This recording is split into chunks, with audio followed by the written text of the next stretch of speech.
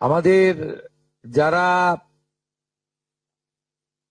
যোগ্য বিবেচিত হয়েছেন তাদের বয়স 25 থেকে 60 বছরের মধ্যে হতে হবে, আগেই বলা আছে। কেন্দ্রীয় বা রাজ্য সরকার, কোন বিধিবদ্ধ সংস্থা, সরকারি আন্ডারটেকিং, পঞ্চায়েত, পৌরসভা, সরকার, সরকারি সাহায্যপ্রাপ্ত শিক্ষা প্রতিষ্ঠান অর্থাৎ শিক্ষক, শিক্ষাকর্মী,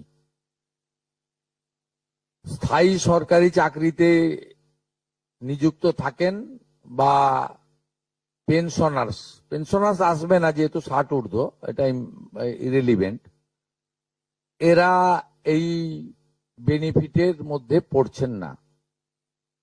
তাছাড়া যারা আয়কর প্রদান করেন, অর্থাৎ এখন আয়করের ঊর্ধ্ব সীমা হচ্ছে 12 লক্ষ টাকা বছরে।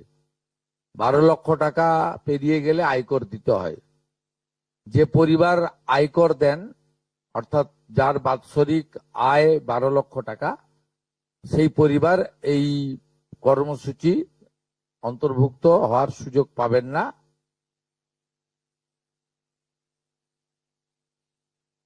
এবং যে মহিলা নিজে 10,000 টাকার বেশি নিজে উপার্জন করেন মাসে, তাকেও এর বিবেচনার মধ্যে প্রাথমিকভাবে আনা হয়নি। কিন্তু এক্ষেত্রে যারা ক্যাজুয়াল, কন্ট্রাকচুয়াল, মানে বাড়ির পুরুষ মানুষরা, তাদের বাড়ির পরিবারের স্ত্রী বা অন্যরা বিবেচিত হবেন। যদি কোনো মহিলা, এটা একটি নারী অর্থনৈতিক সশক্তিকরণের স্কিম, সেক্ষেত্রে যিনি সরাসরি নিজে 10,000 টাকার বেশি উপার্জন করেন তাকে বিবেচনা করা হবে না। 25 থেকে 60-এর মধ্যে যারা 3,000 টাকার কম ভাতা পান, ধরুন উইডো পেনশন 1,500 টাকা এই মাস থেকে হয়েছে, গত মাস পর্যন্ত ছিল 1,000 টাকা, তাদেরকে হায়ারটা দেওয়া হচ্ছে, 3,000 টাকাটাই দেওয়া হচ্ছে অন্নপূর্ণা যোজনাতে। এই ধরনের যত স্কিম 25 থেকে 60 মহিলাদের রয়েছে, যারা 3,000 টাকার কম পান বিভিন্ন ভাতা, তাদেরকে 3,000 টাকার অন্নপূর্ণা যোজনার ভাতাটাই দেওয়া হচ্ছে। এক্ষেত্রে দুটি ক্ষেত্রে আমরা শিথিল করছি। একটা হচ্ছে দিব্যাঙ্গ ভাতা যারা পান, তারা দুটো ভাতাই পাবেন। তারা দিব্যাঙ্গ ভাতা যেটা আগস্ট মাস থেকে 1,500 হয়ে যাবে সেটাও পাবেন, অন্নপূর্ণা যোজনা 3,000ও পাবেন, শুধুমাত্র ফিজিক্যালি চ্যালেঞ্জদের ক্ষেত্রে। আর পিএম কিষাণ সম্মান নিধির ক্ষেত্রে, এই দুটি ক্ষেত্রে আমরা এটাকে শিথিল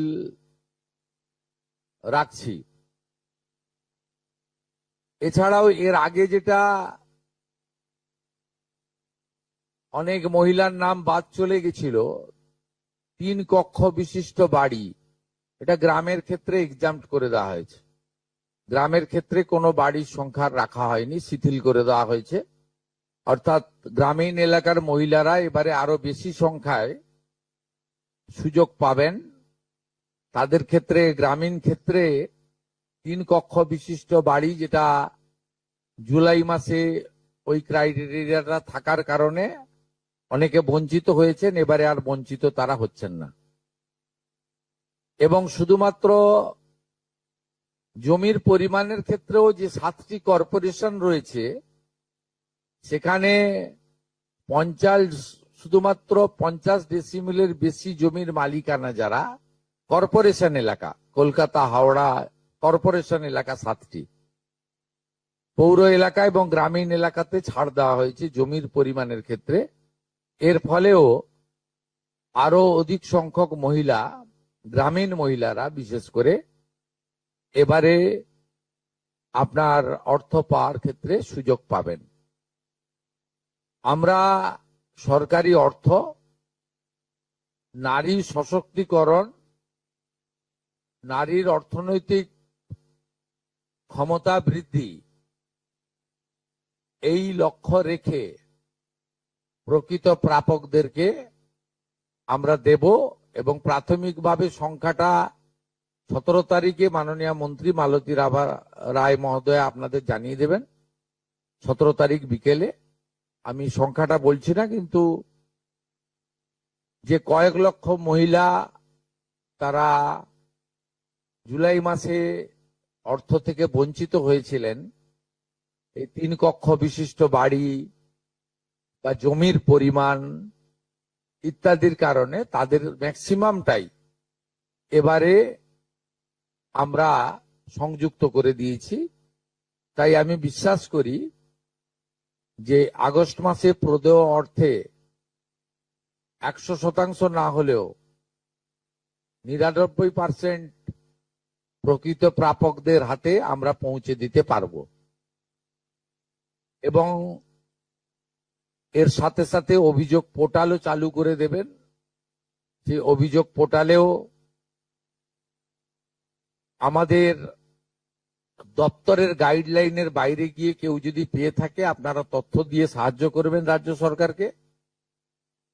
আর এই গাইডলাইনের মধ্যে থাকা কোনো দিদি বা বোন যদি বঞ্চিত হন, তিনিও আপনারা আবেদন করবেন এবং এটা কন্টিনিউয়াস প্রসেসের মধ্যে থাকবে। এবং আমরা বিশ্বাস করি আগস্ট মাসে যে তালিকা হবে, এই তালিকা আপনারা সবাই অ্যাপ্রিসিয়েট করবেন এবং প্রত্যেক মাসে দ্বিতীয় সপ্তাহে, যেহেতু সরকারের নিজস্ব তহবিল থেকে এটা দিতে হবে এবং টাকার অ্যামাউন্টটাও খুব বড়, অ্যামাউন্টটা যথেষ্ট বড়। আমরা নিজেরাই 17 তারিখে ট্রান্সফার হওয়ার টাকার সঙ্গে 3000কে গুণ করলে নিজেরাই দেখতে পাবেন যে কত বিরাট পরিমাণ অর্থ সম্পূর্ণ পশ্চিমবঙ্গ সরকারের অর্থ থেকে দেওয়া হচ্ছে। আমরা অর্থ দপ্তরের সঙ্গে কথা বলেছি, তারা বিগত দিনেও যে সরকারের 500 প্রথম, পরে 1000, 2 মাসের জন্য 1500 যে স্কিম ছিল, তাতেও মাসের দ্বিতীয় সপ্তাহে দিতেন মোটামুটি 10 থেকে 15 তারিখের মধ্যে। এক্ষেত্রেও প্রত্যেক মাসে 10 থেকে 15 তারিখের মধ্যে যারা বৈধ প্রাপক